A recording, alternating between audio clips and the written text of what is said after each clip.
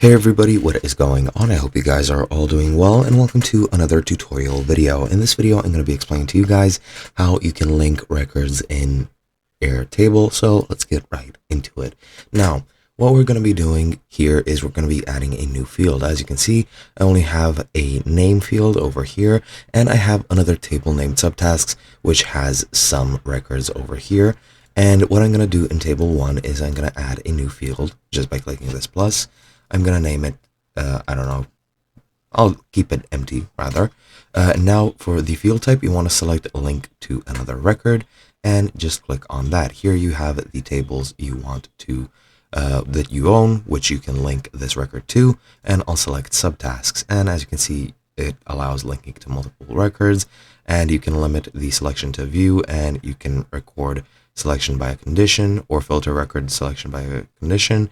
And then once you select whatever you want, you can click create field, and now you have to select the lookup fields. These are the fields that are going to be taken from the subtasks table or list, and that is going to appear here as fields. So I'm going to take name, I'm going to take done, and I'm going to take just those two. I'm pretty sure those are the only ones in subtasks. And yeah, once that's done, just click add to fields.